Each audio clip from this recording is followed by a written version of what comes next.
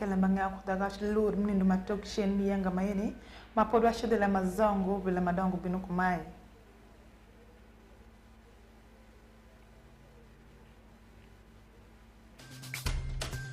Jutela izombo shwingi yo mungopi aduogi papieli mi orel fario kupira reo ya ngwen.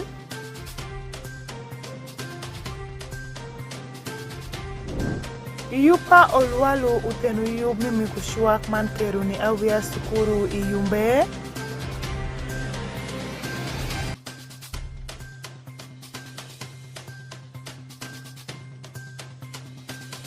Odumi FC ugoyo Rome Kuvura United itugumi 4th Division League.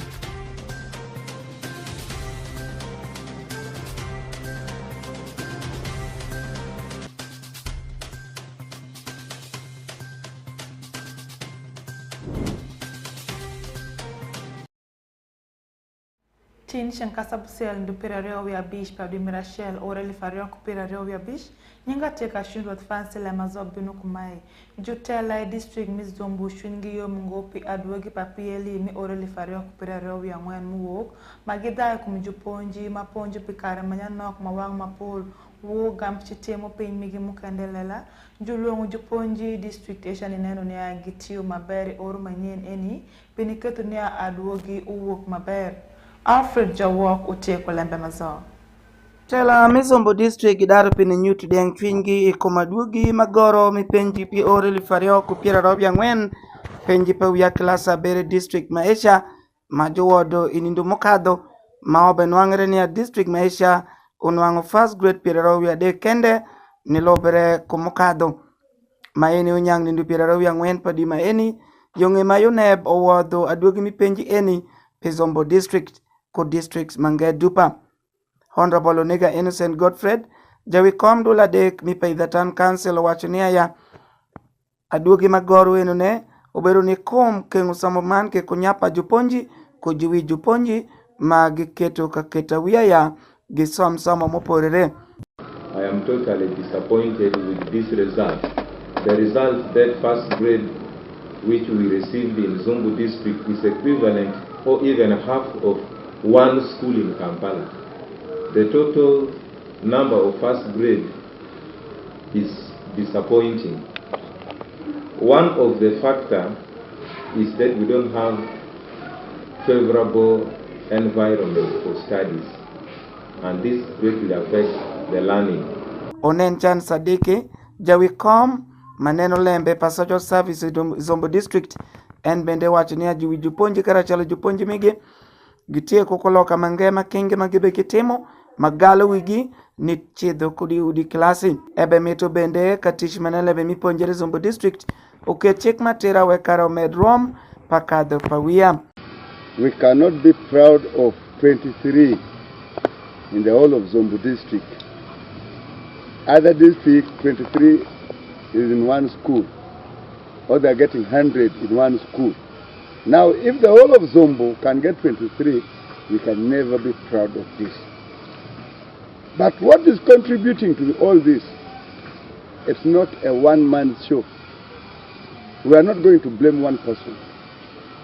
It's a collective blame which all of us should share. You, as a parent, what did you do to ensure that your child perform well? Did you give the child all the material he or she wanted? Did you provide adequate time to read? Did you give all the parental guidance needed? That's on the side of the parents. Side of the teacher. Were you serious? Did you prepare your lesson scheme? What guidance, what help did you give to the pupils? Jene koma jawi juponji mi paida modo Nasaran Primary School mutie skuru mushingu yegire ojai bende pilembe maeni manke ebe kwayo ya juwi juponji man ko juponji gemat ponji mamigi karawia kadhi ewacho niya ya tiyungo kuyuma julungu tela rema obe kila dugi mamrach iskuru kom gileongo chedo pa juponji skuru negim. Our school tried, we had 43 candidates, 8 got Division 1, 31 were in second grade, then 4 got 4th grade. Well, it was quite encouraging because last year we only got 7 in Division 1. So there was a bit of improvement, though it was only by 1 slip. I think we are very happy for that. We also want to thank the parents for being very supportive. We want to thank the teachers for being dedicated. We want to thank the kids for having worked so hard because it was not an easy year. Generally in the district, I think our performance was not all that good because we had only 23 in Division 1, much as many were able to get Division 2, but I think there were very many factors which made us perform like that. Ya duogi mi penji pa wiya klas abero pe gone bizo pa kwaj district unwango first grade pirabisha ngwen zombo kine maginwango first grade pirabisha ngwen eni udogolobo konebi district pirario wiya bongwen man kene municipality ya para bongwen. Alfred Jawok, West Nile TV, LEMB I think they were pirabisha ngwen district pirario wiya bongwen man kene municipality ya para bongwen. Alfred Jawok, West Nile TV, LEMB ANGEYA. Foshni Alfred Jawok pinikelo LEMB ANGEYA yupa olualo utenu yu pime kushwakane awia mute sukuru i district miyumbe lembe no timre ndupirario wia dek padu mirashel oreli fario kupirario wia bish mushoko jutela makoli district esha karashelo kuda wia sukuru ni binu karashelo ora ku Benson Pastori ukelo lembe mazao Mashalo luorunya ikinda wia masomu i district miyumbe juwo kuparo mitenu yub i district esha majuluong olualo mute yub piniketu gibe karashel kingi mani konyo midaro peku Mashalo luoru minenu kendi midwi ikinda wia manyira giedi mitinu peku palim jigu karu mi ot mani ketu gibe kutegu miberu jutela jutenu yube ni shenkasi angweni ndupirario wia dek padu mirashel oreli fario kupirario wia bish ide bar mi yumbe boma ground mushoko jurutish kujutela pa government mapol jutela mitekal jutela miyish awia sukuri district mimoyo obongi manyumbe nibinu karashelo nindueni Salila Rahima mutie jawi yupa olwalo unyutu kamaleng ikumkite magiti kudu man lembe muketu giwo kuyub eni. We interacted with the people in Yumbe.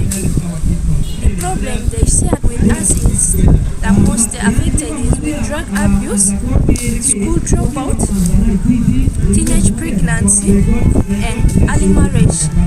There is also cultural beliefs they talked about, and how we are going to address the issue in Yumbe is by making a visit to the schools to advise girls and educate them on the disadvantages of teenage pregnancy, school dropouts, early marriage, and we are also going to carry out community sensitization to talk to the parents about the gender-based violence because it hinders their children's education. Ashito Sharon mutie janen wi yubeni district mirobongi nyutu kamaleng kumkite magibe shiti kodo mane paro ni awia sukuru munwango bero itayub eni azilonai district miyumbe. We move to schools, we move to communities. There is door-to-door sensitization whereby we meet the parents, we meet children, and then in schools we meet also the school-going children plus the teachers. Of course, when you're meeting the schools, you need to involve the head teacher and then the teachers, the senior teachers. When you're speaking to the children, you make sure the teachers are there. And then also we have our messages, we spread them through t-shirts. Of course, when someone wears our t-shirt, they will know this t-shirt has this message. It is Olualu. It is telling us maybe we should stop gender-based violence. And then someone else also sees another message. It will now give people that motive that this thing really needs to work. Those who are dropped out of school, when we reach to them, we talk to them about our Olualu program. They were able to listen, and I can say right now there are some who have gone back to school. Kaya Linus Mute jange jawe komo tabish I district miyumbe. Uluongu dan nenu ni agitiu karashelu mani winjiri ikingi. Karashelu kujutela mi district esha pini nenu ni gijigu peku eni. We have stakeholders. You see, when we talk of teenage pregnancy, people who are children who are below 15 years, children who are below 18 years getting pregnant. This is supposed to be defilement. You see, if we talk about 5,000 teenage mothers, it means 5,000 cases of defilement. But why has it gone unabated? It means key stakeholders, parents, us government leaders, religious leaders, opinion leaders, we are not playing our part. Because if a religious leader sanctions marriage between teenage mothers, that is wrong. If elders sit to take dowry out of a young girl because they want goats, that's wrong. If a child, maybe a case is reported at the police and this file is mismanaged by police, this is wrong. If a defiler or someone who has impregnated a young girl is arrested, and as a politician, I think that this is my agent, and I make sure that he is removed from the cell. This is wrong. So this is where I'm calling for collective responsibility. Kawawa Rashid Abdallah, Mutie Jawang Jawingompi District Miyumbe. Uluongu jurunyo nenu niagi mikushuak ni awia migi. Azilo na itenge pasamu piniketu gibe kudanyi maber. Our plan for this year, with all the sub-county chief, we have a campaign of go back to school. When the school open, any learners you get at home, we are going to arrest. And then the parents will pay 250.